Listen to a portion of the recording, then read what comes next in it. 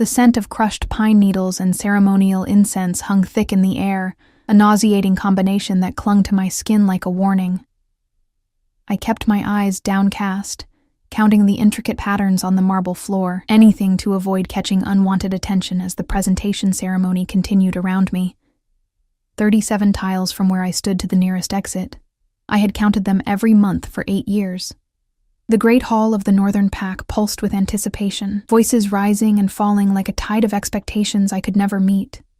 Young Omegas fluttered around in their ceremonial white dresses, nervous giggles punctuating the solemn atmosphere as they practiced their introduction speeches. Their scents, sweet, alluring, designed by nature to attract, wafted through the hall, a stark contrast to the suppressants I had carefully applied to my glands that morning. "Lyra, stand up straight," Mrs. Holloway hissed, tugging at the shoulders of my simple gray dress, the uniform of the service staff I had hidden among for nearly a decade. "Just because you're different doesn't mean you should slouch like a commoner." Different. That was the word the pack used for me. The mute Omega, the broken one. The girl who hadn't spoken a single word since the night her family was slaughtered by rival wolves. They pitied me. But pity served me well. It kept me invisible. It kept me unclaimed. My fingers instinctively reached for the small wooden pendant hanging from a leather cord around my neck. My mother's last gift. The intricate carving of a wolf howling at the moon was worn smooth from years of my anxious touch. "Words are power," she had whispered the night before she died. "Sometimes the greatest strength is knowing when to hold them back." She couldn't have known how literally I would take that lesson. A sudden hush fell over the hall, and I felt it before I heard it. The collective intake of breath, the subtle shift in energy, the way every wolf in the room seemed to straighten imperceptibly. He had arrived. Alpha King Callum Blackwood entered without fanfare, without announcement. He didn't need one. His presence commanded attention, a force of nature in human form. At 32, he had ruled the United Northern Packs for 5 years with uncompromising authority. Rumors of his cruelty toward enemies were matched only by stories of his fierce protection of those under his rule. I had glimpsed him from afar at previous ceremonies, but today he seemed different, more focused, his jaw set in determination. I kept my head down, hands trembling slightly as I arranged crystal glasses on a serving tray. 8 years of pretending, of silencing not just my voice, but my very nature. I couldn't falter now. Every Omega was required to be presented at these monthly ceremonies once they turned 18, giving their ceremonial speech before the Alpha and his council, officially entering the claiming pool. Every Omega, except me. My disability had earned me a rare exemption. "Begin the presentations," Elder Miriam announced, her voice cutting through the tension. One by one, young Omegas approached the ceremonial circle, their voices shaking as they recited the ancient words, "I offer my loyalty, my strength, and my future to the pack. May the moon goddess guide me to my rightful place." Some added personal touches, mentions of special skills or familial connections, subtle ways to increase their appeal to potential mates.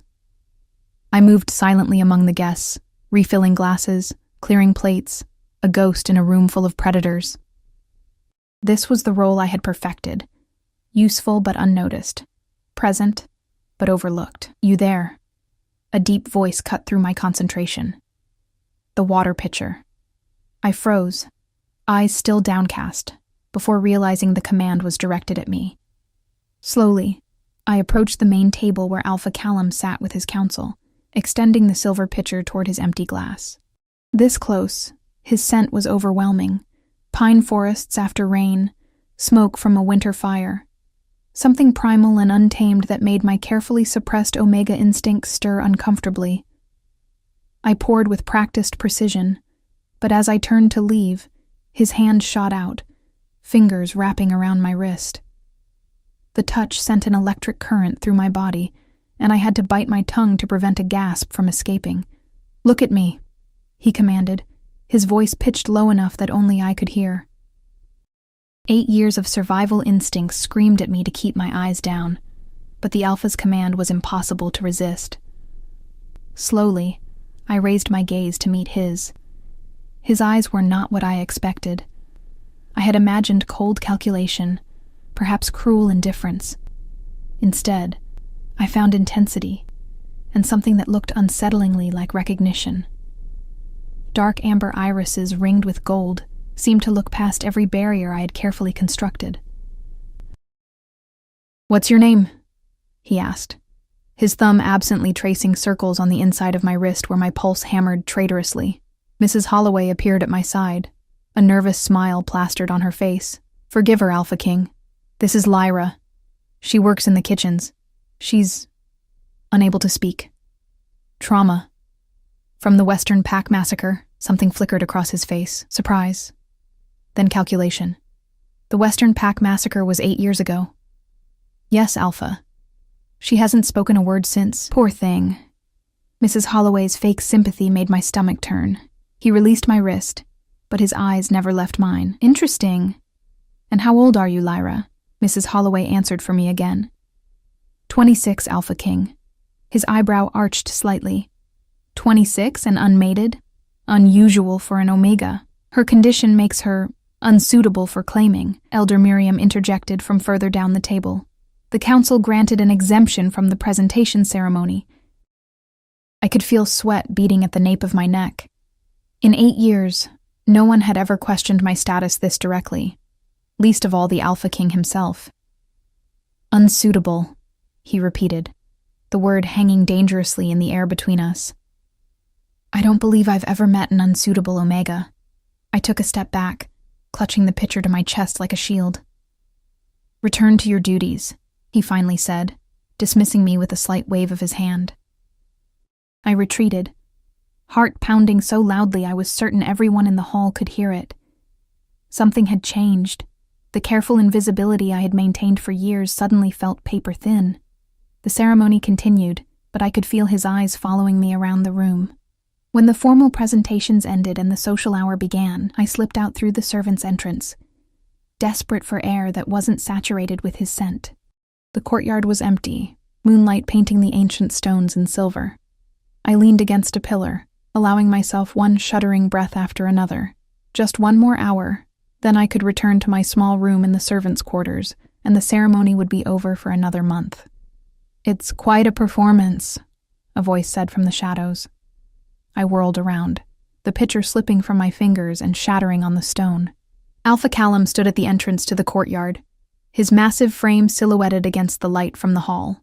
8 years without speaking," he continued, stepping closer. "That requires remarkable discipline, or desperation."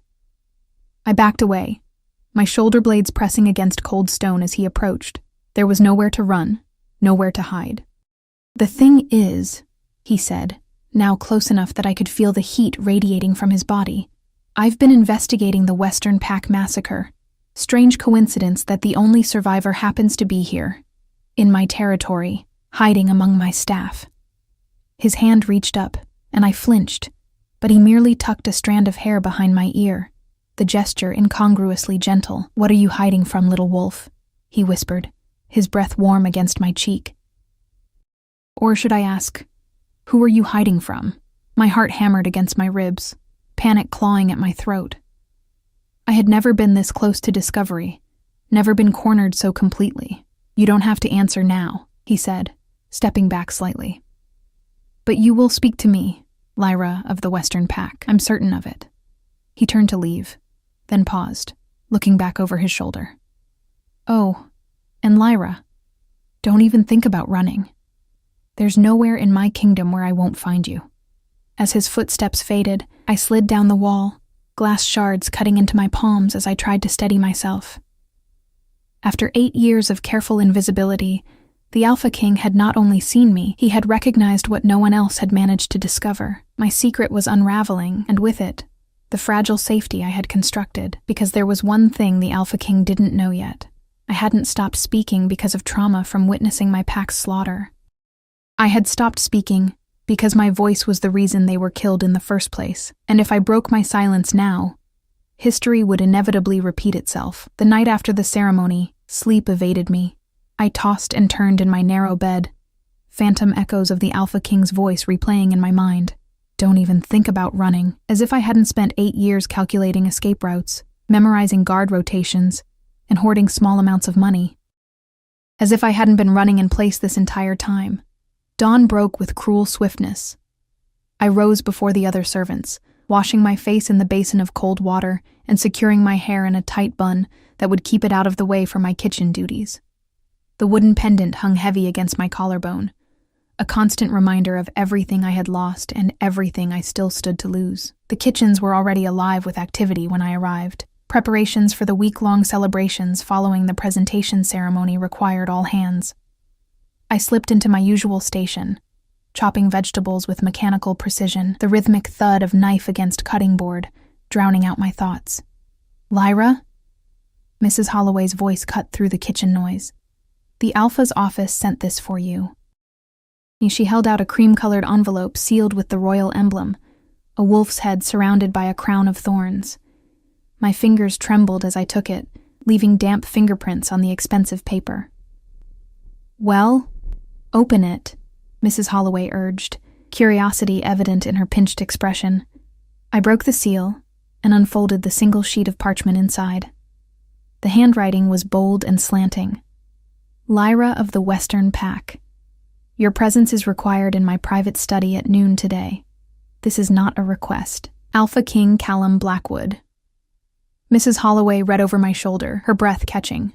"The Alpha's private study? No servant has ever—" She stopped herself, eyeing me with newfound suspicion. "What did you do to attract his attention?"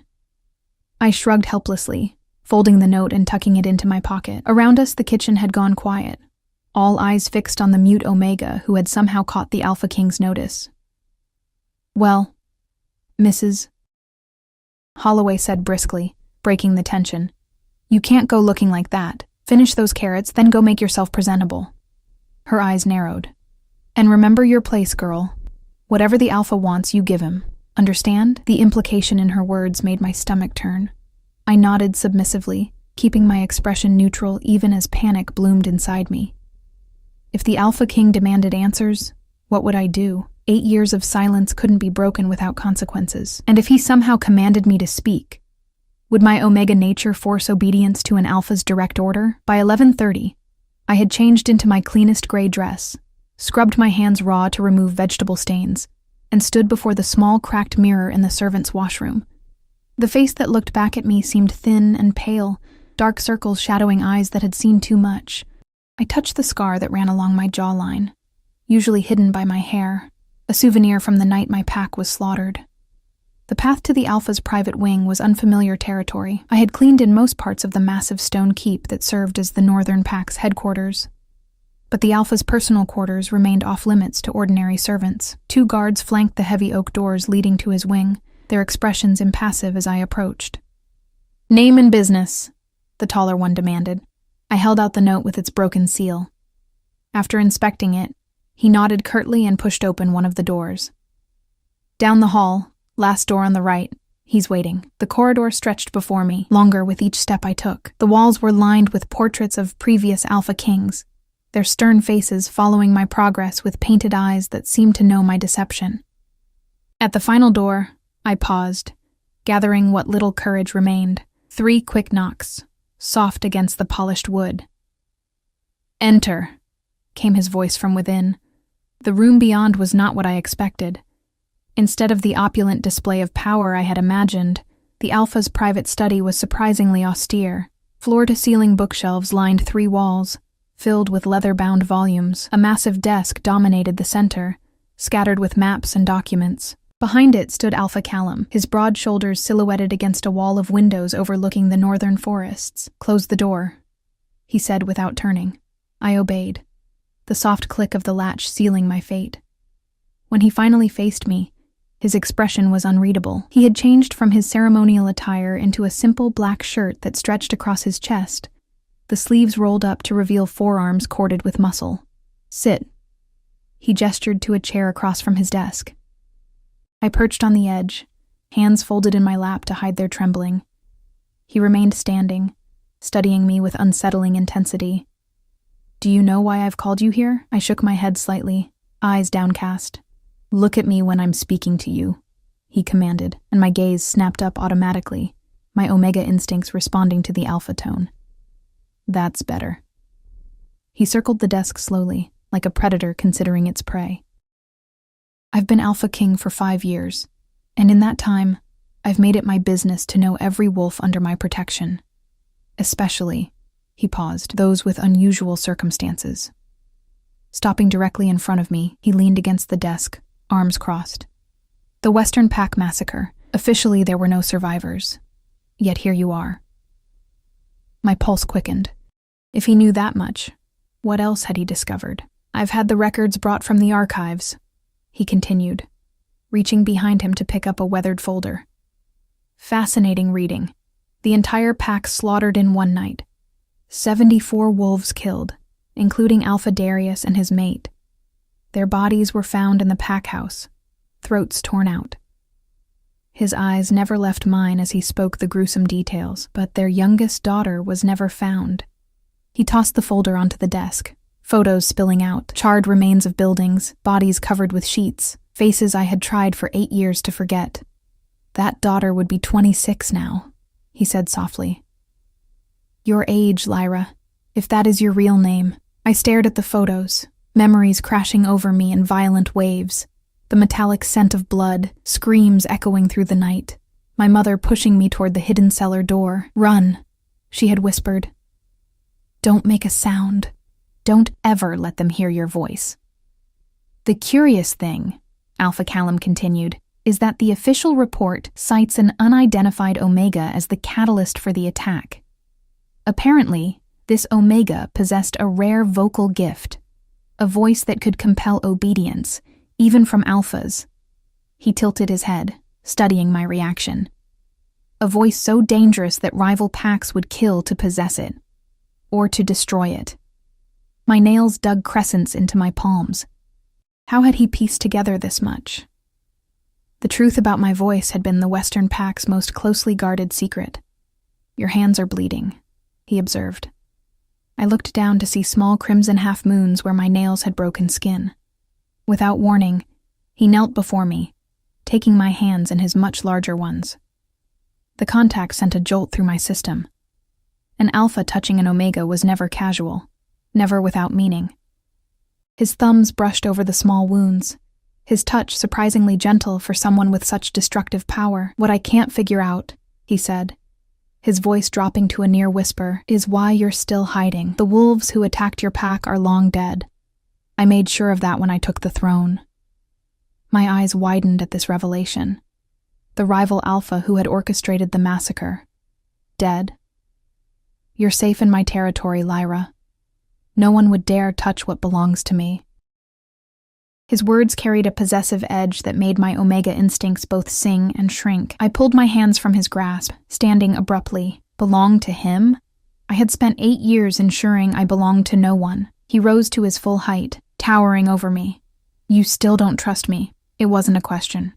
Fair enough. Trust is earned.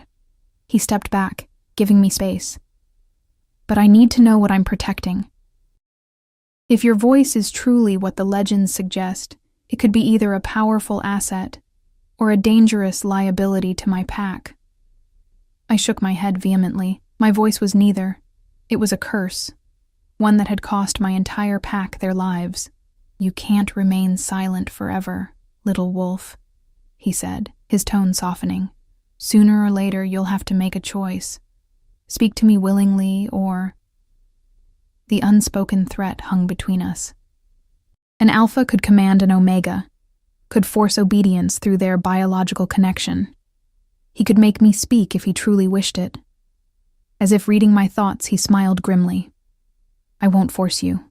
That's not how I rule, but I am running out of patience.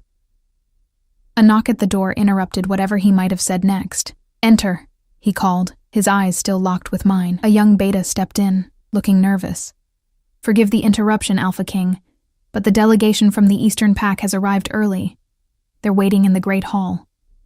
Alpha Callum's jaw tightened. Tell them I'll be there shortly. The beta bowed and retreated, closing the door behind him. The Eastern Pack, Callum muttered, running a hand through his dark hair. Perfect timing as always. He turned back to me. We'll continue this conversation tomorrow. Same time. I nodded, relief washing over me at the temporary reprieve. As I turned to leave, His voice stopped me. One more thing, Lyra. He moved toward me with predatory grace. I've assigned new quarters for you. You'll no longer be staying in the servants' wing. Panic flared in my chest. My room in the servants' quarters, small as it was, represented safety, a place where I could disappear, where no one paid attention to the mute Omega. My beta will show you to your new accommodations. Consider it an upgrade, he said, interpreting my alarmed expression. And don't worry. I've placed guards outside your door. For your protection, of course. Protection or imprisonment. The line seemed dangerously blurred. Until tomorrow, little wolf, he reached out, his fingers brushing against the wooden pendant at my throat. Interesting carving. Perhaps you'll tell me its story when you're ready to speak. I backed away from his touch, my hand instinctively covering the pendant. His amber eyes darkened. You can't hide behind silence forever, Lyra. Some truths demand to be spoken. He stepped closer, his scent enveloping me, making my head swim, and I am very, very patient when hunting something valuable. I fled then, dignity forgotten in my desperation to escape his overwhelming presence. But as I hurried down the corridor, his words followed me like shadows. You can't hide forever, and the most terrifying realization was that, for the first time in 8 years, I was beginning to think he might be right. The new quarters were nothing short of a gilded cage. Located in the eastern wing, traditionally reserved for honored guests and high-ranking pack members, the room boasted amenities I hadn't experienced since my childhood in the Western Pack. A 4-poster bed with silk sheets, a private bathroom with steaming hot water, a window seat overlooking the forested mountains. Luxury designed to soften my resistance. As promised, 2 guards stood outside my door. Their presence was explained to others as protection for a special guest of the Alpha King, but I knew better. They were there to ensure I didn't disappear into the night. Sleep came in fitful bursts, interrupted by nightmares where my voice returned unbidden, destroying everything around me. I woke with the first light, drenched in sweat, my mother's pendant clutched so tightly in my palm that the carved edges left imprints on my skin. A soft knock preceded the entrance of a young beta girl, carrying a breakfast tray and, more surprisingly, a dress that was decidedly not servant's attire. The Alpha King requests you wear this for your meeting, she said, laying out a gown of deep forest green. The material was finer than anything I'd worn in years, the design simple but elegant, with none of the provocative elements typical of Omega presentation attire. I raised an eyebrow in question. He said you'd prefer something modest, the girl explained, a curious expression crossing her face. And practical, though I've never seen an Omega refuse the chance to dress ornately before. Because most Omegas were raised to display themselves, to attract the strongest mate possible. I had been that way once, before I learned how dangerous attraction could be. After she left, I approached the dress cautiously, as if it might bite. The Alpha's ability to discern my preferences was unsettling. Had he been watching me that closely? Or was it simply that he understood what it meant to hide in plain sight? I bathed thoroughly, scrubbing away the lingering scent of fear from the night's terrors. The dress fit perfectly, another disturbing detail. How had he known my measurements? The soft material fell to my ankles, the sleeves long enough to cover the scars on my forearms, the neckline modest but flattering. I left my hair loose, letting it curtain my face, a small act of defiance, another layer of concealment. At precisely noon, a knock came at my door. I opened it to find not a guard, but Alpha Callum himself, casually leaning against the doorframe. He wore no ceremonial trappings today, just dark trousers and a charcoal shirt that emphasized the breadth of his shoulders. The effect was oddly more intimidating than his formal regalia. "The dress suits you," he said by way of greeting. His eyes traveled over me, not with the leering assessment I'd come to expect from Alphas, but with something more complex, appreciation mixed with calculation. "Though I see you're still hiding behind your hair." I touched the dark strands self-consciously, resisting the urge to tuck them behind my ear. "Walk with me," he said, offering his arm in a courtly gesture that seemed at odds with his fearsome reputation. I hesitated, eyeing the empty corridor behind him. "The guards have been dismissed," he explained. "This conversation requires privacy." Reluctantly, I placed my hand in the crook of his elbow, hyper-aware of the warmth radiating through the fabric of his shirt. He led me not back to his study, but through a series of corridors I had never entered before, eventually stopping at a heavy iron door guarded by a weathered old beta with a ring of ancient keys. "Good afternoon, Jensen," Alpha Callum greeted him. "Alpha King." The old man bowed deeply, his rheumy eyes flickering curiously to me before returning to his master. "The archives are prepared as you requested." "Thank you. We are not to be disturbed." Jensen unlocked the door with a key that seemed larger and more ornate than the others on his ring. "Of course, Alpha. Call if you require anything." Beyond the door lay a circular chamber lined with shelves containing scrolls, books, and artifacts, the historical heart of the Northern Pack. The air smelled of aged paper and preservation spells, reminding me painfully of my father's library. He had been the Western Pack's historian before he was murdered. Alpha Callum closed the door behind us, the heavy thud echoing in the silent space. "Few people are granted access to these archives," he said, moving to a table at the center where several items were already laid out. "What I'm about to show you has been kept secret for generations." I approached cautiously, curious despite my apprehension. On the table lay an ancient leather-bound book, its pages yellowed with age, and beside it, a carved wooden box inlaid with silver. Alpha Callum opened the book to a marked page, turning it toward me. "The Prophecy of Voices," he said, watching my reaction closely. "Written 300 years ago by a seer of the Northern Pack." I leaned forward, scanning the faded text. The ancient language was similar to what my father had taught me as a child, but with regional variations. I could make out phrases: voice of command, Omega born of royal blood, bridge between worlds. "You can read it," he observed, surprise evident in his tone.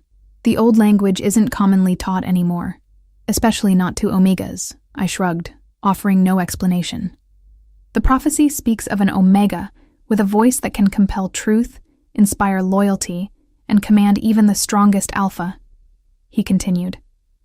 "This Omega was predicted to appear during the time of fractured packs and would either unite the wolf nations or destroy them completely." His amber eyes locked with mine. "Sound familiar?" I stepped back, my hands trembling slightly. The prophecy described my curse with uncomfortable accuracy. "For generations, packs have searched for this Omega," he said, closing the book carefully. "Some, like the Eastern Pack, sought to control this power. Others, fearing it, sought to destroy it." He paused. "And then there was your father's approach." My head snapped up at the mention of my father. "Alpha Darius of the Western Pack," Callum continued, "was known for his scholarly nature. When rumors reached him that his youngest daughter possessed the voice of the prophecy, he did something unprecedented. He reached for the wooden box. He sought to understand it. He opened the box, revealing a stack of leather journals. I recognized my father's handwriting immediately, my heart constricting painfully at the sight. "Your father documented everything, the first manifestation of your abilities, the techniques he developed to help you control them, the protective measures he implemented to keep you safe." Alpha Callum picked up the topmost journal. "I recovered these after I eliminated the Eastern Alpha who orchestrated the attack on your pack. They've been here ever since, waiting for their rightful owner." I reached out hesitantly, my fingers hovering over my father's journals. How had they survived when everything else had been destroyed? "Take them," Callum said softly. "They belong to you." I lifted the top journal, running my fingers over the familiar script. My father had been methodical in his documentation, recording every detail of my unusual development from the moment my voice first compelled an Alpha guard to release me from punishment when I was 7 years old. "Your father believed your voice wasn't a weapon to be feared or exploited," Callum said, watching me leaf through the pages. "He saw it as a gift that, properly understood, could bring positive change." I closed the journal, clutching it to my chest. My father's theories had died with him, or so I had believed. The possibility that his work survived, that his understanding of my voice might offer an alternative to eternal silence, was overwhelming. "I've spent 5 years searching for you," Callum admitted, his voice dropping to a near whisper. Not because I fear your power or wish to control it, but because I believe your father was right. The packs are fractured, Lyra. Old rivalries, territory disputes, resource competitions. We're destroying ourselves from within. He moved closer, his scent enveloping me, that intoxicating blend of pine and smoke that made my Omega instincts strain toward him despite my fear. I need your help to unite them, he said, before we lose everything our ancestors built. I shook my head vehemently. My voice had brought nothing but destruction. How could he possibly believe it could create unity? You don't believe me, he said, reading my expression. That's understandable. You've spent 8 years associating your voice with death and loss. He reached out, brushing a strand of hair from my face with unexpected gentleness. But what if everything you believed about that night was wrong? I stepped back, confusion washing over me. What could he possibly know that I didn't? I had been there. I had heard the screams, smelled the blood, felt the heat of flames consuming my home. The attack on your pack wasn't because of your voice, he said, his expression grave. It was because of what your father discovered about it, information that threatened the power structure of all wolf packs. He gestured to the journals. Your father found historical evidence that the voice of command wasn't limited to a single Omega. It was once a common trait among all Omegas, bred out deliberately by Alphas who feared losing control. The revelation hit me like a physical blow. If true, it meant the entire hierarchy of wolf society, Alphas commanding, Betas serving, Omegas submitting, was not natural law, but engineered suppression. Your existence threatens those who benefit from the current order, Callum continued. That's why the Eastern Alpha moved against your pack. Not because your voice was dangerous, but because the truth about it was. I sank into a nearby chair, my legs suddenly unable to support me. 8 years of guilt, believing my voice had brought death to everyone I loved, wavered under this new perspective. I know this is difficult to process, he said, kneeling before me so our eyes were level. But I need you to consider something, Lyra. What if your silence isn't protecting anyone? What if it's exactly what those who fear change want? His words penetrated the armor I had built around myself. For 8 years, I had believed my silence was my penance, my protection against causing more harm. But what if it was actually my prison? What if my refusal to speak had never been an act of strength, but of fear? I'm not asking you to trust me completely, Callum said, his voice gentling. Just enough to consider that there might be another path forward, one where your voice becomes a force for healing rather than destruction. He reached for my hand, his touch sending warmth cascading through my body. Will you at least think about it? I nodded slowly, still clutching my father's journal like a lifeline. Good. He smiled, a real smile that transformed his stern features into something unexpectedly vulnerable. That's all I ask for now. As he helped me gather the journals, his fingers occasionally brushed against mine, each contact sending small shocks through my system. The Alpha King was nothing like I had imagined, not the power-hungry tyrant I had feared, but something far more dangerous, a wolf with vision and conviction, one who saw me not as a threat to be neutralized or a prize to be claimed, but as an equal partner in creating change.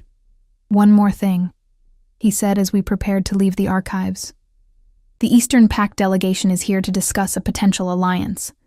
Their new Alpha, Rowan, is... He hesitated, choosing his words carefully. Politically motivated. He's heard rumors of an Omega with unusual abilities in my territory. Fear gripped me. The Eastern Pact, the same pack responsible for the slaughter of my family. He doesn't know it's you, Callum assured me, reading my panic. But he's suspicious. I've arranged for you to attend tonight's formal dinner, not as a servant, but as my personal guest. I shook my head frantically. To be displayed before the very wolves who had destroyed everything I loved was unthinkable. Listen to me, Lyra, he said, taking my shoulders gently. I know I'm asking a lot, but I need to gauge Rowan's reaction to you. If he recognizes you as Darius's daughter, if he shows any sign of knowing about your abilities, it confirms my suspicions about continued Eastern Pact involvement in suppressing the truth. His logic was sound, but terror still coursed through me at the thought of facing my enemies. "I won't let anyone harm you," he promised, his voice dropping to a growl that vibrated with alpha protection. "You'll be under my direct protection, seated at my side. No one would dare touch you there." I bit my lip, indecision warring within me. Everything in me wanted to flee, to return to the safety of anonymity. But a small voice, one that sounded remarkably like my mother's, whispered that running had never truly made me safe, only hidden. "Trust me," Callum said, his eyes holding mine. "Just for tonight." After a long moment, I nodded, accepting both his plan and the terrible vulnerability that came with it. "Thank you," he said, relief evident in his voice. "I know what this costs you." As we left the archives, journals carefully packed in a leather satchel he insisted on carrying for me, I realized something had fundamentally shifted between us. I wasn't just the mute Omega hiding among servants anymore, and he wasn't just the Alpha King to be feared and avoided. We had become conspirators, bound by dangerous knowledge and mutual need. Whether that bond would be my salvation or my downfall remained to be seen. But for the first time in 8 years, I allowed myself to consider a future where silence was a choice rather than a necessity. A future where my voice might heal instead of destroy. It was a dangerous hope, but once awakened, impossible to silence again. The hours before the formal dinner passed in a blur of preparation and rising anxiety. A team of Beta attendants arrived at my quarters, bearing cosmetics, jewelry, and yet another dress. This one a midnight blue that shimmered with subtle silver threads when it caught the light. Unlike the practical green dress from earlier, this gown was clearly designed to make a statement. Royal without being ostentatious, beautiful without being overtly seductive. The Alpha King selected it personally, one of the attendants mentioned as she styled my hair, twisting the dark strands into an elegant arrangement that left my face exposed. No hiding tonight. He rarely takes such interest in a guest's appearance. The other attendants exchanged meaningful glances, their sense betraying curiosity mingled with jealousy. I kept my expression neutral, though inwardly I trembled at what those looks implied. The Alpha King's special attention would not go unnoticed or uncommented upon. As the final preparations concluded, I studied my reflection in the full-length mirror. The woman who stared back seemed like a stranger, poised, elegant, her eyes bright with apprehension, but no longer hollow with despair. My hand reached instinctively for my mother's pendant, but it was hidden beneath the high neckline of the gown, a secret comfort against my skin. A knock at the door announced Alpha Callum's arrival. The attendants hastily curtsied and scattered as he entered, his presence immediately filling the room. He had dressed formally for the occasion in a black suit accented with silver that complemented my gown, the effect clearly intentional. A visible partnership. He stopped short when he saw me, something flashing in his amber eyes that made my breath catch. "You look," he began, then seemed to reconsider his words. "The Eastern Pack won't know what hit them." I allowed a small smile at that, appreciating that he had framed my transformation as strategic rather than merely aesthetic. "Are you ready?" he asked, offering his arm.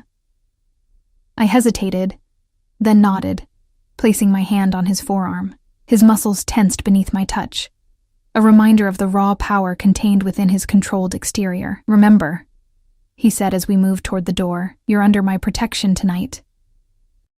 No one can touch you without going through me first." His voice dropped lower, a rumble that seemed to vibrate through me. "And no one gets through me." The walk to the Great Hall felt like marching toward execution. Servants stopped to stare as we passed, whispering behind their hands. Guards straightened to attention, their eyes widening in recognition. Not of me, but of what my position at the Alpha King's side represented.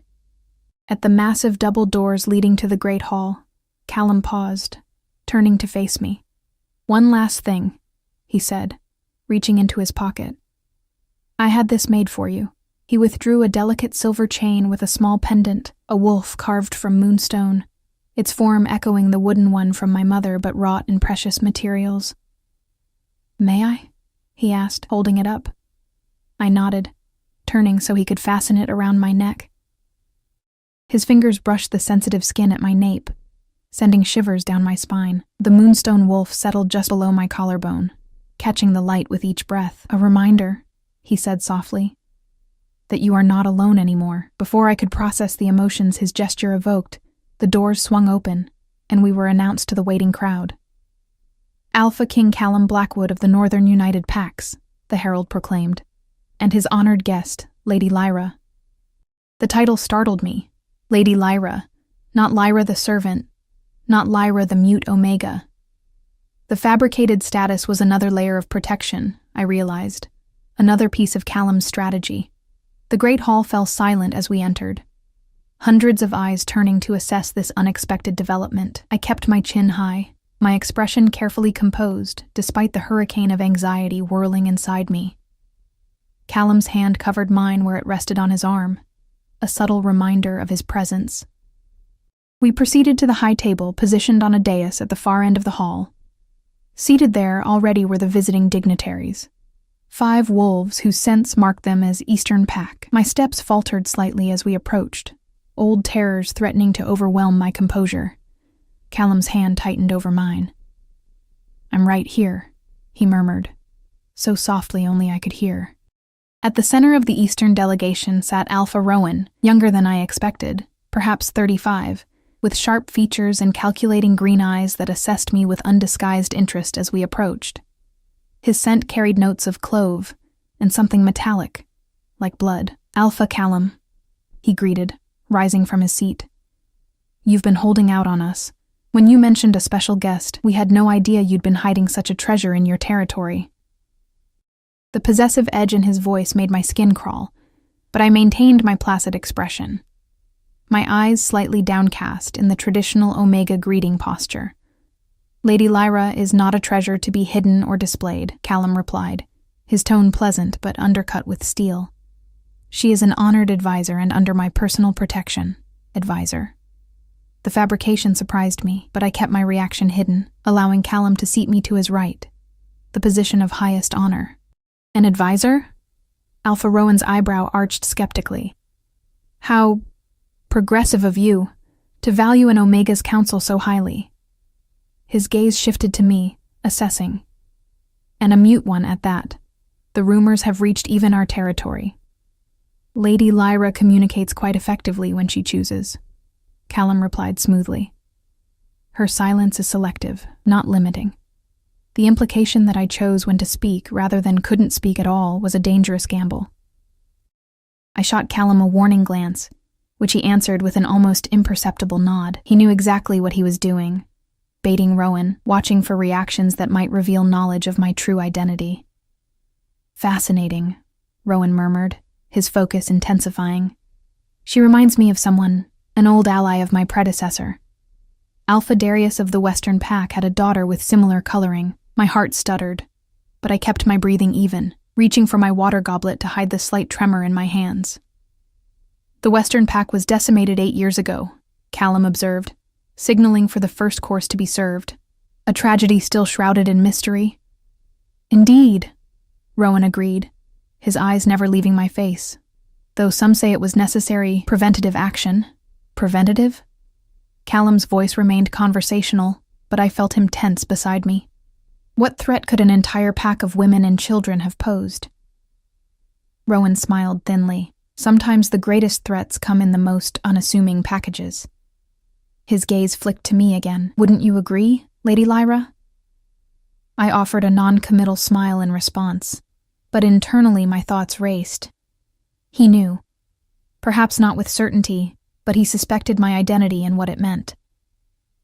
The dinner proceeded with excruciating slowness, each course accompanied by careful political maneuvering disguised as pleasant conversation.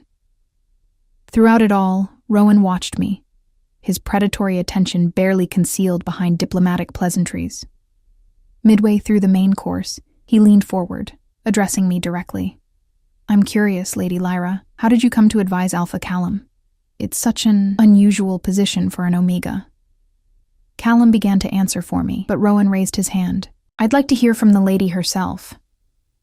His smile turned challenging, or at least, see how she communicates so effectively without words. A test. He was pushing, trying to force a reaction, perhaps even trying to compel me to speak. I reached for the notepad and pen that had been thoughtfully placed beside my setting. Slowly, deliberately, I wrote a response and passed it to Callum. He read it aloud. "Some truths require no voice to be understood." And his eyes met mine, a flash of admiration in their depths before he turned back to Rowan. "As you can see, Lady Lyra has no difficulty making her points clear." Rowan's expression darkened momentarily before he composed himself. "Quite clever. Though I wonder—" He reached across the table suddenly, his fingers closing around my wrist. What would happen if she were startled into speaking? Before I could react, Callum's hand shot out, gripping Rowan's arm with enough force to make the Eastern Alpha wince. "You forget yourself," Callum said, his voice deadly quiet. "Touch her again without permission, and you'll return to your territory with one less hand than you arrived with." The hall fell silent, the tension palpable as the two alphas locked eyes in silent challenge. After a long moment, Rowan released my wrist, forcing a laugh. "Merely curious, Alpha Callum. No offense intended." "None taken," Callum replied with a smile that didn't reach his eyes. "As long as we understand each other." The remainder of the dinner passed in strained politeness, but I could feel Rowan's anger simmering beneath the surface. When the final course was cleared, Callum stood, offering me his hand. "If you'll excuse us," he addressed the gathering, "Lady Lyra and I have matters to discuss before tomorrow's council meeting." We exited with deliberate calm, but once we were safely in the corridor outside, Callum's composure fractured. He pulled me into an alcove, his hands gripping my shoulders as he searched my face. "Are you all right?"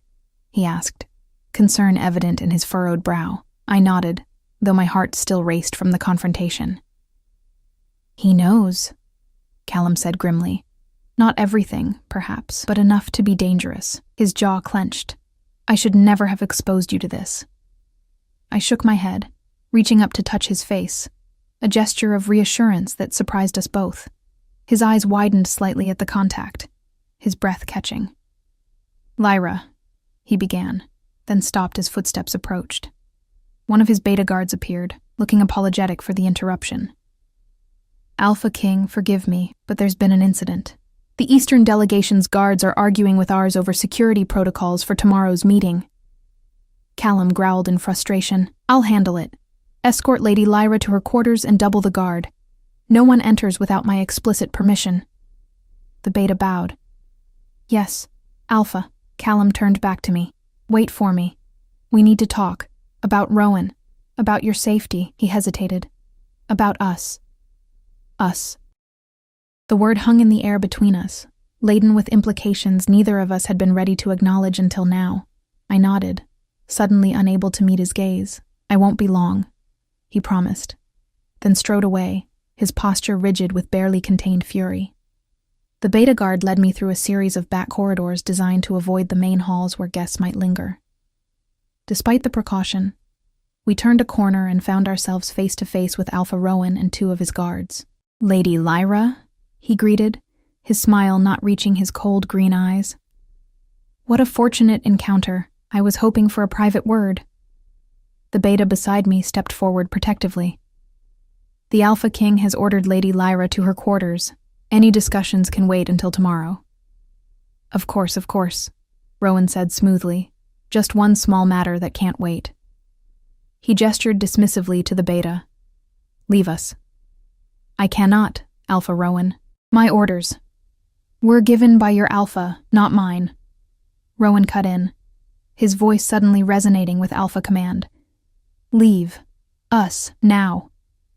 The beta struggled visibly, caught between conflicting Alpha orders, but the proximity of Rowan's direct command won out.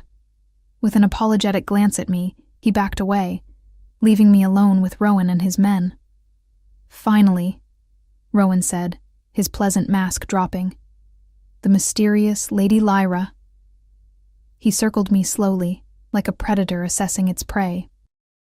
"Or should I call you by your real name, Lyra of the Western Pack, daughter of Alpha Darius?" I kept my expression neutral, though my heart hammered against my ribs. "My predecessor was a fool," Rowan continued. "He should have made certain all of Darius's bloodline was eliminated, a messy oversight I intend to correct." He stepped closer, his scent overwhelming, cloves and metal and something rotten underneath. Unless, of course, you prove more valuable alive than dead. I backed away, but his guards moved to block my retreat. I know what you are, Rowan whispered, his face inches from mine. What your voice can do, the last true Omega voice. His hand shot out, fingers wrapping around my throat, not squeezing but threatening. Speak for me, Lyra. Demonstrate your power, and I might let you live as my mate instead of my trophy. Fear and fury coursed through me in equal measure.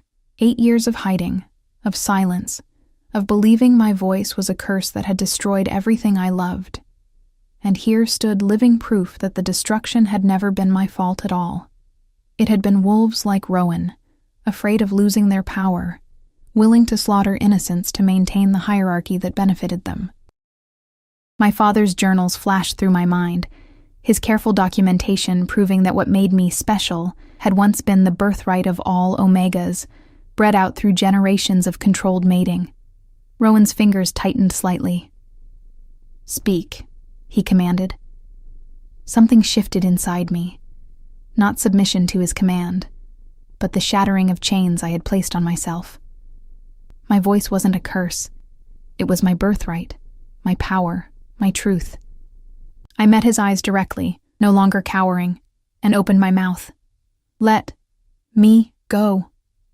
The words emerged rusty from disuse, but resonated with power that had been building for 8 years of silence. They vibrated with something ancient and undeniable, not just alpha command, but something deeper, more primal. Rowan's hand fell away from my throat immediately, his eyes widening in shock as his body obeyed against his will. His guards stepped back similarly, confusion evident on their faces. It's true, Rowan breathed, a mixture of fear and avarice crossing his features. The Omega voice. I straightened to my full height, feeling power flow through me, not the destructive force I had feared all these years, but something healing, restorative, balancing. You will never touch me again, I said, each word stronger than the last. You will never harm another Omega. You will return to your territory and begin dismantling the systems that oppress those you consider beneath you. Rowan struggled visibly against the compulsion of my words, but his body began turning away, his guards following suit as if pulled by invisible strings. This isn't over, he snarled over his shoulder, fighting every step. Your voice may command, but my armies will stand down, came Callum's voice from behind me, deep with fury. He stepped to my side, his expression thunderous as he looked from Rowan to me. By the authority of the Northern Alliance and the ancient laws of Wolfkind, I charge Alpha Rowan with attempted assault on a protected guest and conspiracy against the Western Pack. Guards poured into the corridor, Callum's elite force, not the regular palace guards. Arrest them, Callum ordered, all 3. As his men moved to comply, Callum turned to me, his eyes wide with wonder. You spoke, he said softly. For my ears alone. I nodded, my hand rising to my throat, the sensation of words still foreign after so many years of silence. Are you hurt? He asked, his gaze searching for any sign of injury. I shook my head. No, I whispered, the single word still feeling strange on my tongue. His hand reached for mine, entwining our fingers. I heard your voice, he said, awe evident in his tone. It's even more remarkable than the legend suggested. It's not a weapon, I said carefully, each word deliberate. It's a gift. My father was right. I know, Callum replied, his thumb tracing circles on my palm. A gift that could heal the rifts between packs, restore balance to our kind. He paused, his eyes holding mine. If you choose to use it, choice. Not compulsion, not expectation, not duty, choice. I need time, I said, the words coming more easily now. To understand what this means, what I can do with it. You'll have it, he promised. All the time you need. His expression softened. But not alone, unless that's what you want. I studied his face. The strength there, yes, but also compassion, integrity, vision. An alpha who sought not to dominate but to protect, not to control, but to elevate, not alone. I agreed softly. Later that night, after Rowan and his conspirators had been secured in the palace dungeons awaiting judgment from the Council of Alphas, Callum and I stood on the balcony outside my quarters, looking out over the moonlit forests. "What happens now?" I asked, my voice growing stronger with each use, like a muscle long atrophied finally regaining its strength. "That depends on you," Callum replied, turning to face me. "The packs need healing, Lyra. They need to remember what balance truly means. Not alphas dominating, but all three designations working in harmony, each with their own strengths. And you think my voice can achieve that?" "I think your voice is the key that unlocks the possibility," he said. "But the work, that would be for all of us." I touched the wooden pendant at my throat, my mother's last gift, and then the moonstone wolf that Callum had given me. Past and future, loss and possibility. "My mother told me that words are power," I said softly. "That sometimes the greatest strength is knowing when to hold them back." "Wise advice," Callum acknowledged. "But perhaps now is the time to speak, to use that power for healing rather than hiding." He stepped closer, his scent enveloping me, pine and smoke, and something uniquely him that called to me on a level beyond rational thought. "I have no right to ask this," he said, his voice dropping to a near whisper, "but I want you by my side, Lyra. Not as a weapon or a tool, not even just as an advisor." His hand reached up, gently tucking a strand of hair behind my ear. "As my partner, my equal, my mate, if you'll have me." 8 years ago, I had run from the possibility of being claimed, seeing it only as another form of control. But this was different. This was a choice freely offered and freely taken. "I don't need an answer now," he added quickly. "I meant what I said about giving you time." I smiled, truly smiled for the first time in years. "Some answers don't require time," I said, reaching up to touch his face. "Only courage." When our lips met, it felt like coming home, like finding a piece of myself I hadn't known was missing. His arms encircled me, strong but gentle, protective without possessing. "My voice is for truth," I whispered against his lips. "And the truth is, I choose you, Callum Blackwood. Not because you're an alpha or a king, but because you saw me when I was invisible, heard me when I was silent, and valued me when I thought I was broken." His forehead rested against mine, his breath warm on my face. "You were never broken, Lyra, just waiting for the right moment to speak your truth." As the moon rose higher over the forests of the northern pack, I realized that what I had feared for so long, my voice, my nature, my power, had never been a curse at all. It had been a gift waiting for the right time, the right purpose, the right partner to help me wield it. 8 years of silence had not been wasted. They had been preparation for this moment, when speaking would matter most. Not just for me, but for all Omegas who had lost their voices over generations of suppression. It was time to speak, time to heal, time to restore balance. And this time, my voice would not bring destruction, but transformation.